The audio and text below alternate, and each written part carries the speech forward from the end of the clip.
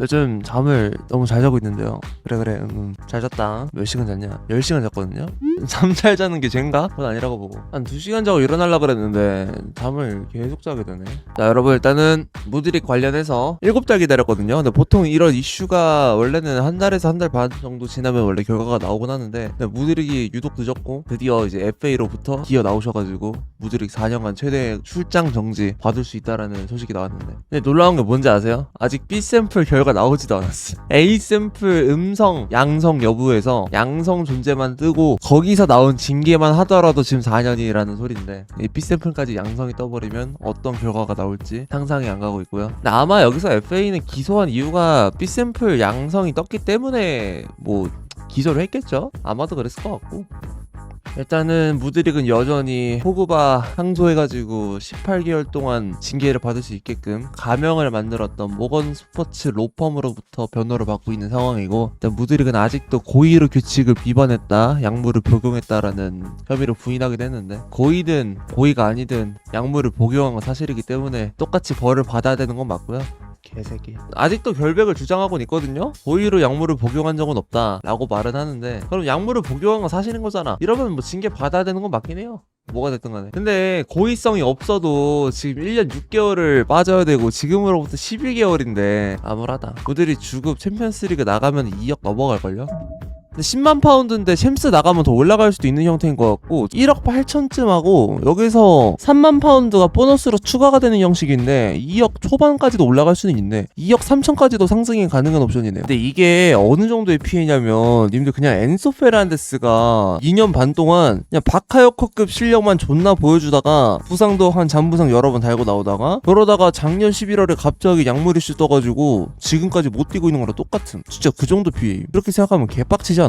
그러면 첼시는 또 중앙 미드필더에다가 돈을 써야 되고, 그런 거랑 또 동일하게 지금 첼시는 이 새끼 때문에 지금 레프팅 알아보고 있고, 그러니까 레프팅에 대한 간절함이 더 추가가 됐지. 그러니까 얘가 정상적인 폼을 보이고 뭐 리그 한 5골 5도움 정도 올리고 양성 이런 거 안 떴으면은 레프팅을 노릴 만한 그런 간절함, 협상에 대해서 나온 스탠스 이런 거 훨씬 달라질 텐데, 얘마저도 지금 나가리 돼버리니까 곤란해진 거거든요. 하필 징계도 그냥 질질 끌려가지고 뭐 돈 쓰기도 애매하고, 한 포지션에 선수 여러 명 있으면 또 적자 심하니까. 취업 사기가 아니라 이건 첼시가 사기 취업을 당했기 때문에 이건 역으로 고소를 때려야 되는 입장이 아닌가 싶은데, 일단은 애초에 얘를 지금 팀 훈련으로부터 활용을 못하고 있고요. 12월부터 계속 결백을 주장하고 있으나 아직까지는 양성 확률이 매우 높아 보이는 상황이고, 약하고 심장 관련 뭐 활동 증진돼가지고 나온 게 이 정도다라는 거 다들 놀라시는 거 알지만 네, 맞고요. 약을 빤 실력이 저 정도다.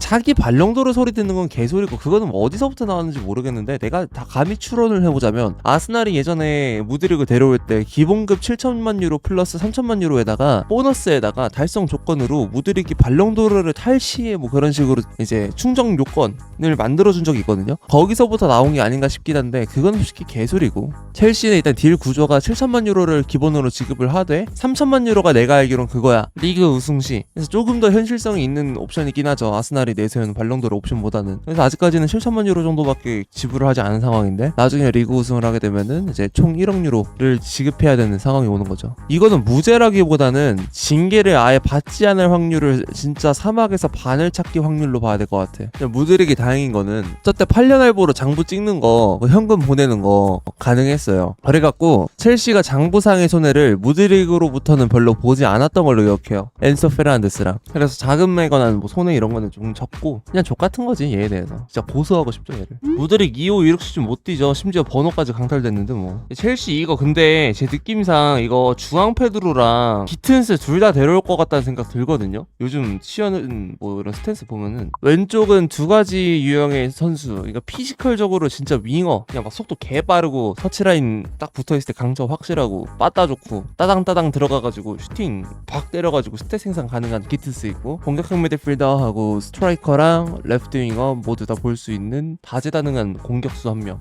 해가지고 지금 이 두 가지 타겟팅 온스테인 피셜로 또 이렇게 여전히 다재다능한 공격수랑 측면 제한을 찾고 있다고 하니까 두 가지를 다 데려오는 게 어느 정도 목표치가 되지 않나. 왜냐면 기튼스 한 명만 데려오기에는 왼쪽 측면이 불안하긴 해가지고요. 이 두 명을 다 데려와서 좀 더 쇼부를 보려고 하는 게 좀 더 현실적이지 않을까. 근데 이렇게 되면은 은쿤쿠가 안 팔렸을 때 은쿤쿠가 남을 수도 있고, 첼시가 은쿤쿠를 내보내는 게 단순 그냥 기량 부진인 거지 스타일상 맞지 않아서 보내는 것도 아니란 말이에요. 마레스카랑 첼시가 또 여전히 다재다능한 공격수를 찾고 있는 거 보면은 은쿤쿠 스타일에 대한 니즈를 아직도 갖고 있다라는 거니까.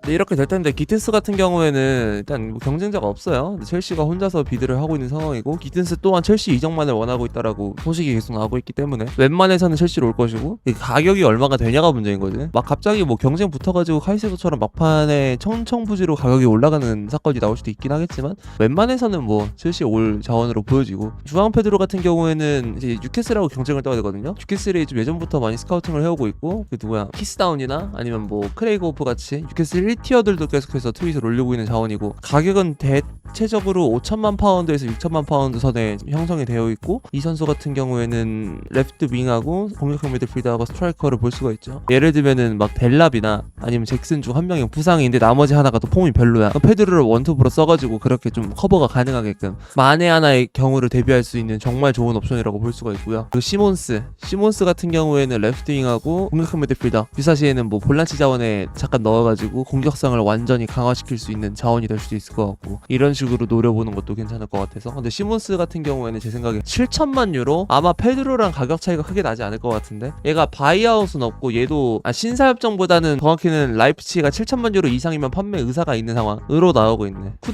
쿠두스도 왼발잡이긴 한데 라이트 윙하고 레프트 윙하고 공격형 미드필더하고 스트라이커 다 되거든요. 펄스9으로밖에 활용을 못하는 스트라이커 옵션이 되긴 하겠다만, 그래도 일단은 첼시가 원하는 그런 그림에는 맞는 선수여가지고 넣어볼 수는 있을 것 같고, 바이어 자체는 8,500만 파운드긴 한데 근데 이보다 낮은 오퍼에도 웨스트햄은 충분히 판매 의사가 있다고 해가지고, 그리고 산체스랑 뭐 페트로비치 쪽 스왑딜 옵션으로도 빼올 수가 있는 자원이라서 협상 자체는 페드로랑 시몬스에 비해서 가장 낮아 보이는 형태인 것 같고요. 모건 로저스 같은 경우는 NFS여가지고 전에 제가 빌라 경제학이라는 영상에서 올렸다시피 아스톤 빌라가 재정적인 압박을 받고 있다 하더라도 얘는 최후의 옵션, 전혀 팔 이유가 없는 옵션 으로 보여지기 때문에 얘는 빼오는 게 그냥 말이 안 된다 싶어가지고 리스트에 넣지 않았고, 센터백 소화가는 레프트백의 하토, 당연히 바디아실 이탈, 얘는 뭐 팔릴 수 있을 것 같다라고 충분히 말 나오고 있죠. 하고 후크렐라 대체 옵션 없기 때문에 또 활용이 가능한데, 이시사무엘 스미스는 지금 임대를 가는 게 정배로 보이고, 지금 첼시 유스 선수 그래서 하토를 노리고 있다고 하고, 지금 이적 시장 매물 중에서 베이가도 또 나갈 수가 있기 때문에 하토를 지금 타겟팅하고 있는데, 하토의 가격이 5천만 파운드 이상이라는 말이 있기도 하고, 아스날하고 또 로버트슨이 나갈 시에는 리버풀 또한 완전 적극적으로 노리게 될 매물이라 가지고 그렇게 될 시에는 데려올 가능성이 더 적게 되거든요. 그래서 제 사견으로는 하토를 노릴 게 아니라 정말 데려오고는 싶지만 얘를 놓치게 될 것 같고, 얘 말고 다른 선수 누굴 데려올 거냐 그런 쪽으로 한번 가봐야 되지 않나 싶은 느낌. 골키퍼 산체스, 클럽 월드컵에서 개똥 쌀 시에 노리게 되는 포지션이 될 텐데 그 외에는 거의 노리지 않게 될 것 같다는 느낌. 실제로도 지금 키퍼 링크는 다른 포지션에 비해서 굉장히 적게 나고 있죠. 이런 거 보면은 뭐 산체스에 대한 무한한 신뢰를 보여주고 있는 느낌이 아닌가. 그렇게 되네.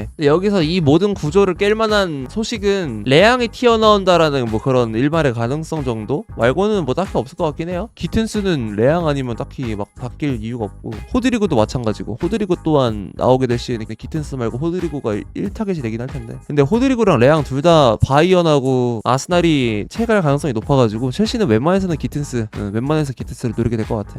레앙이 NFS는 아니고 나온다고는 하는데 그 액수가 높아서 문제인 거지. 1억 유로라고는 하거든요. 근데 그게 뭐 안 나온다는 소리는 아니니까. 근데 여러분, 이게 이제 특히 저 전문 레프트 윙어 부분 있잖아요. 이 부문에서 돈이 나가는 것만큼은 무드릭의 지분 100%입니다. 양성이 떴든 안 떴든 기량부터가 이미 개박았기 때문에 이거는 진짜 무드릭 지분 100%. 씨발 새끼. 쟤만 아니었어도.